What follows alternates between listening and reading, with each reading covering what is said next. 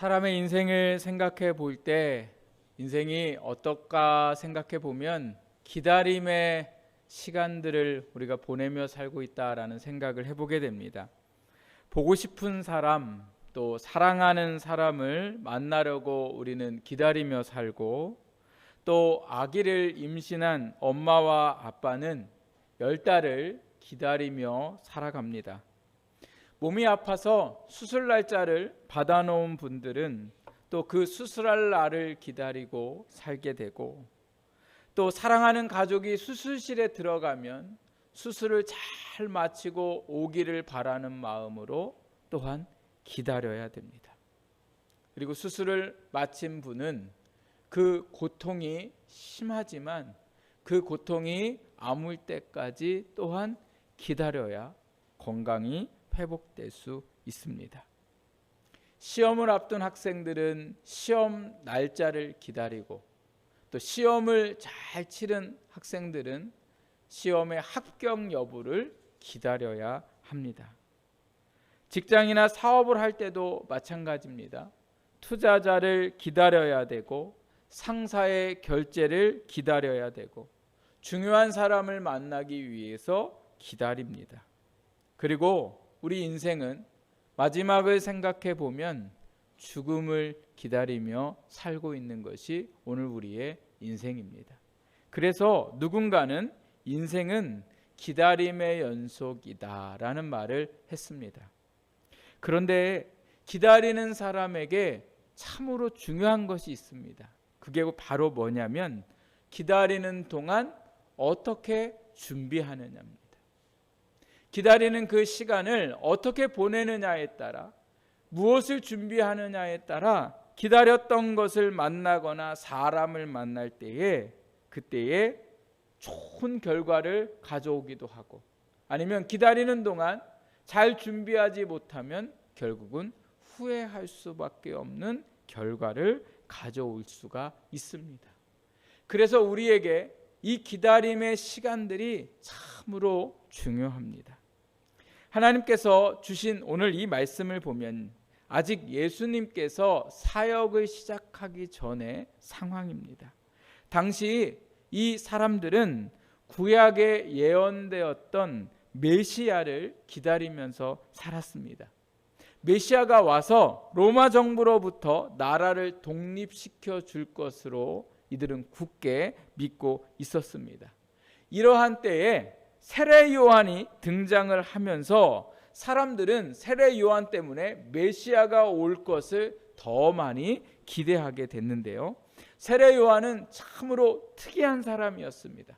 태어날 때부터 아주 특징이 있었는데 그게 바로 뭐냐면 예수님이 태어나신과 비슷했어요. 이 세례 요한의 엄마 이름이 엘리사벳인데, 엘리사벳은요 남편 사가랴와 결혼을 하고는 오랫동안 아주 나이가 들어서 이제는 아기를 낳을 수 없을 정도가 되었을 때까지 아기를 낳지 못했어요. 불임의 여인이었습니다. 이 여인에게 어느 날 천사가 나타나서 아들을 낳을 것이고, 그 아들의 이름은 요한이라 짓고, 그리고 그 아들이 해야 할 것이 무엇인가에 대해서 사명도 말해주게 됩니다. 근데 그 아버지가요 아내에게 이런 이야기를 듣고, 천사가 이런 이야기를 같이 들려줬음에도 불구하고 아버지가 이 사실을 믿지를 못해요. 그러니까 천사가 어떻게 했냐면 네가 이것을 믿을 수 있게 내가 해줄게 이러면서 요한이 태어날 때까지 말하지 못하게 했어요. 말을 못해요. 말을 못해가지고 요한이 비로소 태어날 때에 말을 하게 되어서 이 아이가 하나님으로부터 자기에게 왔음을 알게 됩니다. 이 태어난 아기가요 놀랍게도 살아가는 모습도 특이했습니다. 사람들과 함께 어울려 살지 않고 광야에 나아가서 살았는데, 먹는 것은 메뚜기하고 석청을 먹고, 입는 것은 낙타 가죽으로 만든 털옷을 입고는 허리에 띠를 띠고 살아가고 있었던 모습을 하고 있었습니다. 그러면서 광야에서 이 세례 요한이 계속해서 외쳤는데, 그 외친 소리가 바로 뭐냐면 회개하라, 천국이 가까이 왔느니라. 너희는 주의 길을 준비하라. 오실 길을 곧게 하라. 이 말을 사람들에게 계속해서 외쳤습니다. 그리고 광야의 그 요단강에서 사람들에게 회개의 세례를 베풀었습니다. 회개의 세례를 베풀었다는 건요, 오실 메시아를 너희가 맞이하기 위해서 요단강에 몸을 씻고 회개하라는 의미에서 회개의 세례를 베풀게 되었습니다. 이러한 세례 요한의 모습과 그의 말을 들었던 사람들은 더욱 곧 예수님 메시아가 오실 것을 그들은 믿게 되었고, 메시아를 만나기 위해서 회개의 세례를 받으려고 세례 요한에게 왔는데, 오늘 우리가 읽은 말씀에 보면요, 거기에 7절에 보면 무리가 이르렀다 이렇게 얘기합니다. 무리가 왔다 이렇게 얘기하는데, 이 무리에 어떤 사람들도 포함되었냐면 당시의 종교 지도자였던 바리새인들과 사두개인들이 그들에게 포함되어서 요한에게 와서 세례를 받게 됩니다. 그래서 세례를 받으러 오는 사람들에게 오늘 요한이요, 오늘 우리가 읽은 말씀을 보면 아주 중요한 말씀을 하고 계시는데요, 그 중요한 말씀이 오늘 세례 요한에게 회개의 세례를 받으러 오는 사람들에게도 중요하고, 또 오늘 이 말씀을 함께 듣는 우리에게도 중요합니다. 우리가 들어야 할 말씀이고, 특별히 저희가 대림절을 맞이하면서 이제 다시 오실 예수님을 기억하면서 우리가 어떠한 말들을 들어야 할까, 오늘 하나님 주신 말씀을 통해서 함께 듣기를 원합니다. 오늘 먼저 세례 요한이 세례를 받으러 오는 사람들에게 했던 말이 바로 뭐냐면 회개에 합당한 열매를 맺어라, 이런 말씀을 했습니다. 우리 한번 따라해 보세요. 회개에 합당한 열매를 맺어라. 내 회개를 위해서, 회개가 뭐예요? 자기의 죄를 하나님 앞에 나와서 고백하는 건데, 그 고백을 하고 나서 그 삶에 합당한 열매를 맺으라, 이런 말씀을 하고 있습니다. 왜 이런 말을 할까? 세례 요한에게 와서 회개의 세례를 받는 사람들은 어떤 생각을 했냐면, 자기의 죄가 있음에 그 죄에 대해서 요단강에 몸을 한번 담그고 나면 다 사라지는 것으로만 생각했더라는 거예요. 그러니까 삶을 바꿀 생각은 안 하고 와서 세례만 받으면 자기가 죄가 사해진다는 것으로 아주 쉽게 생각을 했습니다. 그래서 이러한 것을 알았던 세례 요한이 오늘 이 말씀에 보니까 오는 사람들에게 뭐라고 얘기합니까? 회개에 합당한 열매를 맺어라. 즉 몸만 물에 담궜다고 너희의 죄가 사해지는 것이 아니라, 중요한 것은 너희가 몸을 담궜다가 이제는 어떤 삶을 살아야 된다는 거예요. 회개를 했으면 거기에 맞는 삶, 다시는 죄의 삶을 살지 말라는 말씀을 하고 있습니다. 여러분, 우리가 이 회개의 뜻이 죄에서 돌이킨다는 뜻이에요. 내가 지었던 죄들을 이제는 끊어내고 그 죄의 길로 걷지 않고 다른 은혜의 길로 걸어가는 것을 회개라고 하는데, 이 회개가 쉽습니까? 어렵습니까? 어렵습니다. 우리의 죄인의 본성이 가지고 있는 우리가 죄를 끊어내거나 죄의 길을 걷다가 다른 길로 돌아간다는 것은 우리의 힘으로는 할 수가 없습니다. 이것은 오직 하나님의 은혜로만 가능합니다. 그러나 이것을 또 이렇게 생각하는 분들이 있어요. 하나님의 은혜로만 죄가 끊어지니 나는 그 은혜가 임할 때까지 나는 죄를 범할 거다, 이렇게 생각하면서 살아가는 사람들이 있더라는 거예요. 여러분, 오늘 우리가 물론 우리의 죄를 우리 스스로 끊어낼 수는 없지만, 오늘 우리가 회개를 했다면 그 죄를 용서해 주시는 하나님을 생각하고 그 용서의 하나님을 오늘 우리가 기억하면서 어떤 삶을 살아야 돼요? 어떤 죄도 용서해 줬으니 나는 계속해서 죄를 지어야지, 나는 어쩔 수 없이 죄를 지을 수밖에 없으니 그냥 어쩔 수 없이 이렇게 살아가야지라고 생각하는 게 아니라, 어떻게 살아가야 돼요? 내가 다시는 죄의 삶을 살지 않겠다. 이러한 믿음의 결단들이 오늘 우리에게 있어야 되더라는 거예요. 근데 이 당시의 유대인들이 요한에게 와서 세례는 받고는 돌아가서는 여전히 어떻게 살아갑니까? 행했던 죄들을 아무렇지도 않게 똑같이 행하며 살아갔다는 거예요. 그러면서 내가 메시아를 만날 수 있다고 착각했다는 거예요. 왜요? 나는 어떻게 했으니까? 요한이 시키는 대로 요단강에 와서 몸을 담그었으니까 나는 당연히 죄가 없고 그 죄가 없으니 당연히 메시아를 만날 수 있더라는 거예요. 이런 마음으로 세례 요한에게 오는 사람들에게 세례 요한이 회개에 합당한 열매를 맺어라, 이런 말씀을 하고 있는 거죠. 즉 죄를 회개했다면 죄를 짓지 않으려고, 죄의 삶을 살지 않으려고 살아가야 한다, 이렇게 말했습니다. 오늘 우리도 마찬가지입니다. 우리가 예수님을 믿고 예수님을 믿을 때에 예수님께서 우리가 어떤 죄를 지어도 용서해 주시겠다고 말씀하셨습니다. 어떤 사람에게? 회개하는 사람에게. 회개의 또 다른 의미는 어떤 의미냐? 우리의 죄를 자복하는 거예요. 우리가 죄인입니다 라고 하나님 앞에 이런 죄를 졌습니다. 그래서 매주일 저희가 고백의 기도를 하잖아요. 이게 바로 회개인데, 이런 회개를 할 때에 우리가 진심으로 하나님 앞에 회개하면 우리가 1000번을 죄를 져도 10,000번을 죄를 져도 예수님은 우리의 죄를 뭐 하겠다고 말씀하세요? 사해 주시겠다고 말씀하세요. 여러분 믿으세요?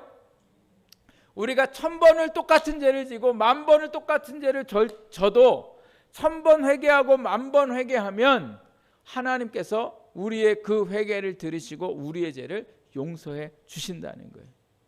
이 말은 마음껏 죄를 지라는 말씀입니까? 아니면 오늘 우리가 그 죄를 용서해 주시는 그 하나님 앞에서 회개하고 죄를 짓지 않으려고 살아가야 한다는 말씀입니까?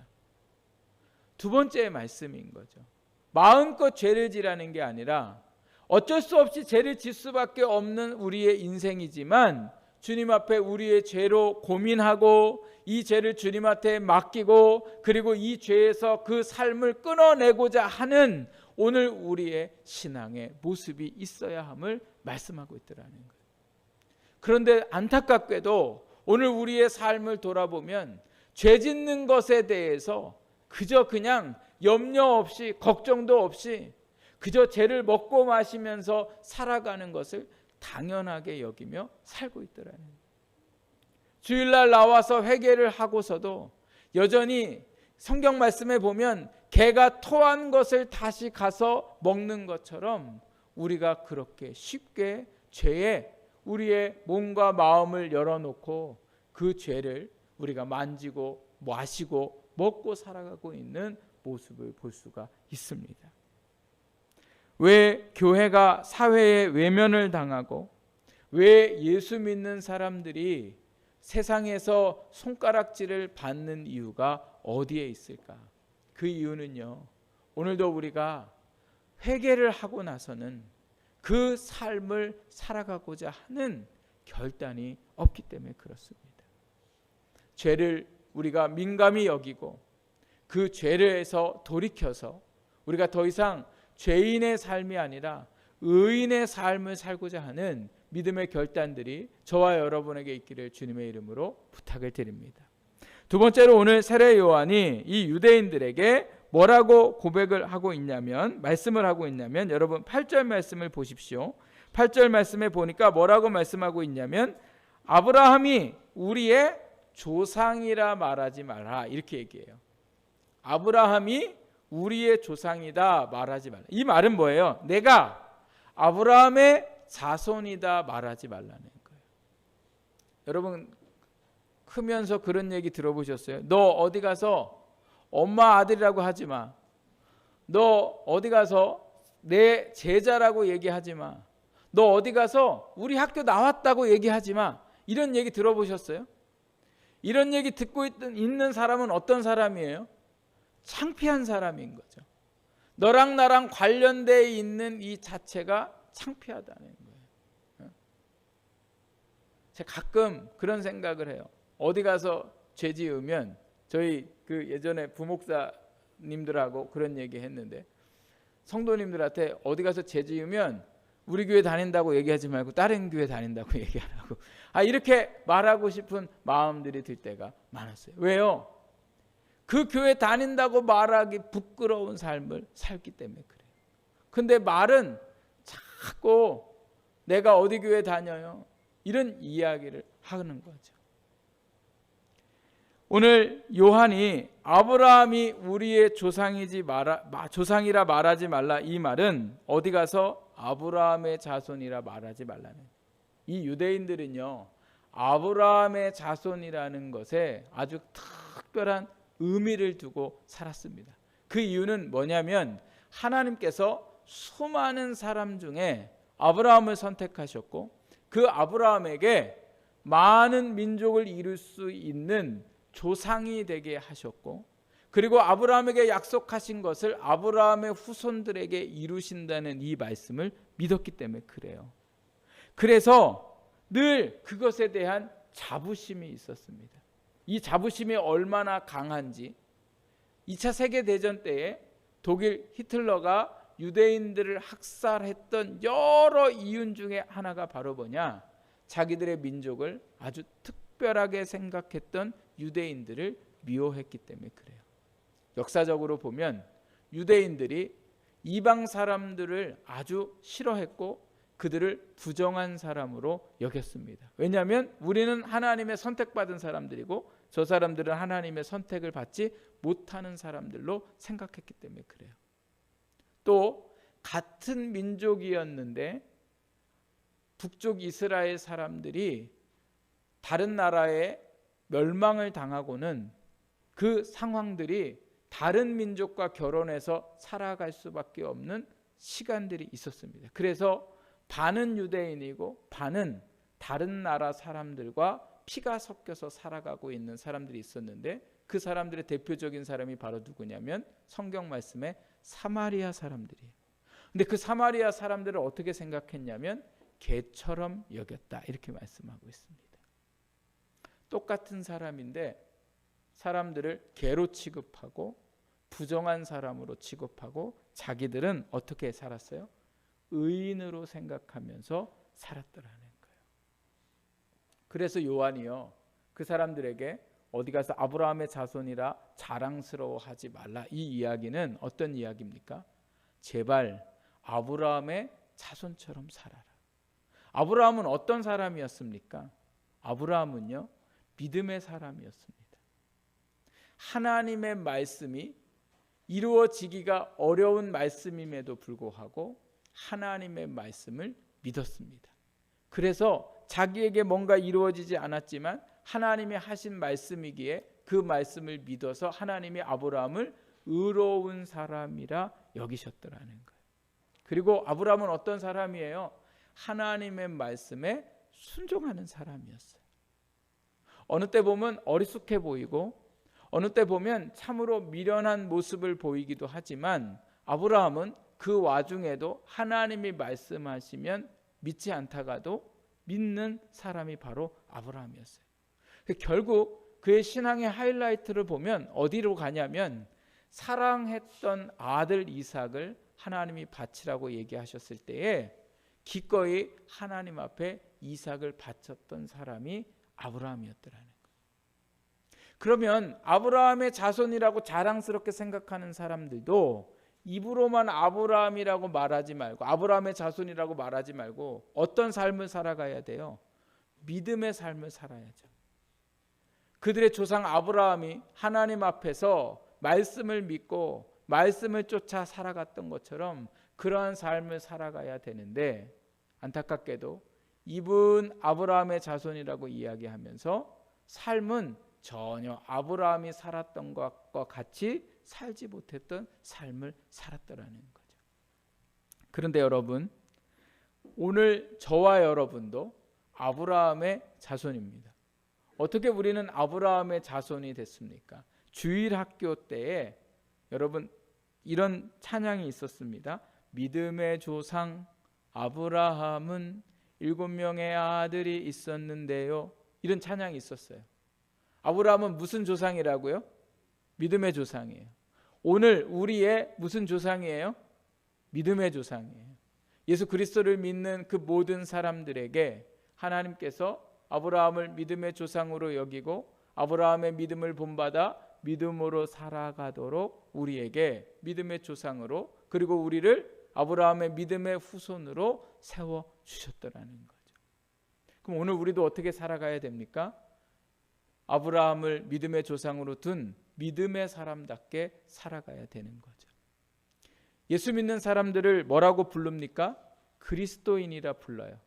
믿지 않는 사람들이 예수 믿는 사람들을 보고서도 그리스도인이라고 부르고, 또 심지어 좀 안 좋게 얘기하면 예수에 미친 사람이라고 부르고, 또 오늘 우리 스스로도 나는 그리스도인이라 부르더라는 거죠.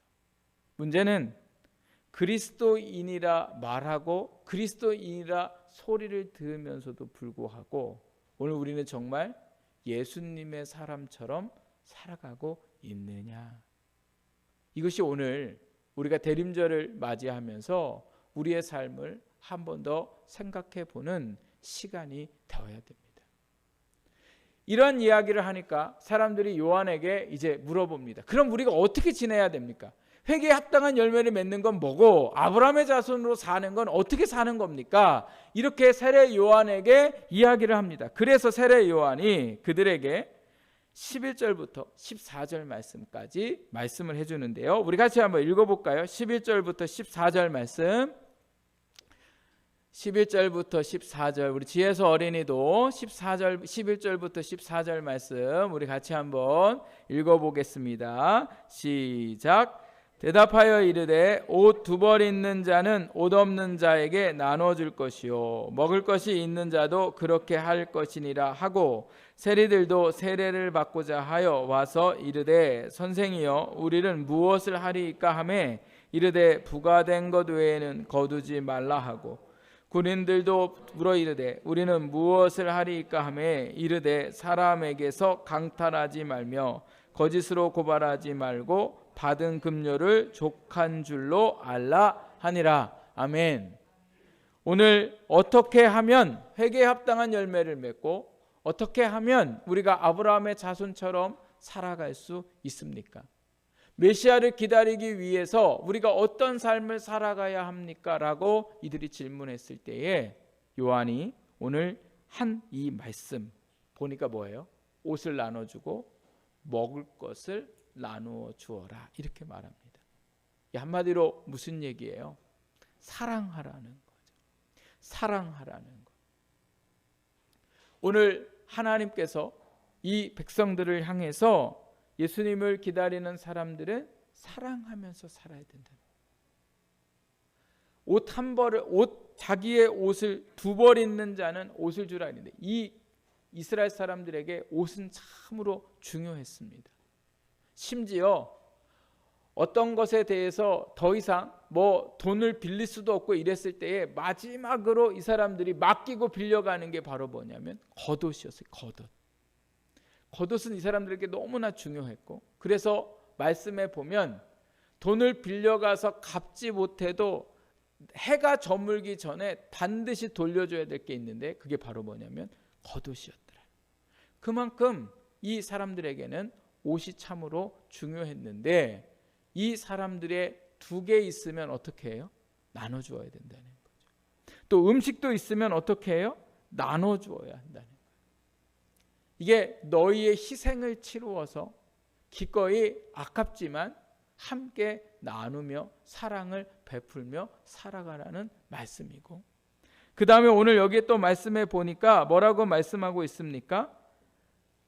부과된 것 외에는 거두어 드리지 말라 세리들에게 이야기합니다. 이게 무슨 말씀이세요? 욕심부리며 살지 말라는 거예요.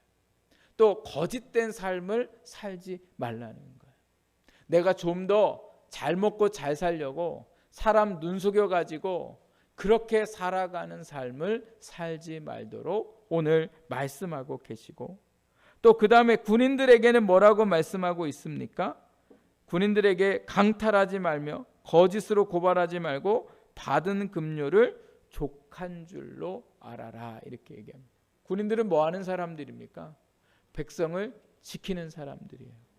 근데 백성을 지키는 사람들이 자기의 해야 할 일을 하지 않고 오히려 뭐예요?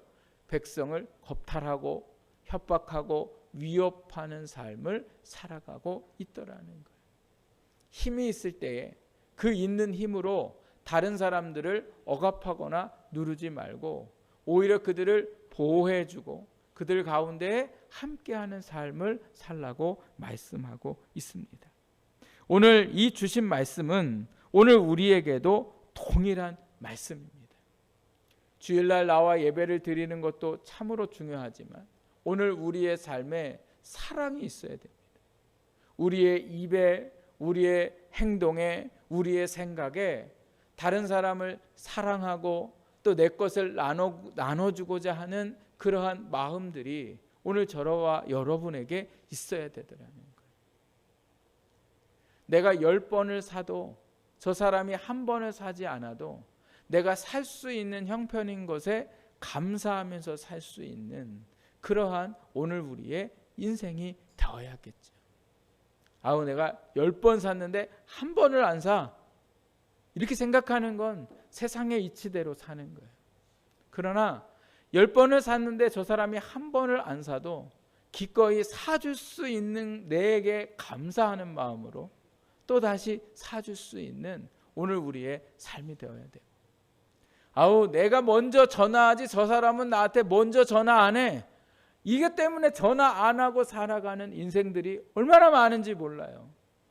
아니 어느 때는 저도 그런 마음이 들 때도 있어요. 내가 뭐 때문에 아쉬워서 전화해. 뭐 이런 생각이 들 때가 있더라는 거예요. 그러나 여러분 아쉬워서 전화하고 아쉬워서 전화 안 하는 삶은 너무나 각박해요. 내가 필요하면 전화하고 필요하지 않으면 상대방이 어떻게 사는지 관심도 안 갖고 사는 인생은 그건 예수님이 우리에게 원하시는 인생이 아니에요. 제가 저희 교회에 부임을 하고 매일 연락이 오고 무슨 날이 되면 거기에 문자를 받고 막 이렇게 했던 교회 사역을 했다가 청년부터 막 아이들까지 했다가 저희 교회에 와서 사역을 하는데 아무도 안 찾아오고 아무도 연락 없어요.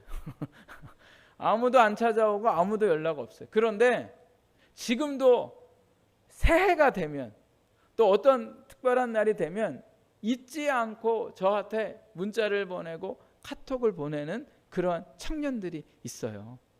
제가 그걸 받을 때마다 그전에는 너무 많이 오니까 그게 고마운지 몰랐는데 안 받다 보니까 받으니까 좋더라고요. 받으니까. 심지어 제가 보내도 안 보내요. 답이 없어. 제가 보내도 답이 없어요.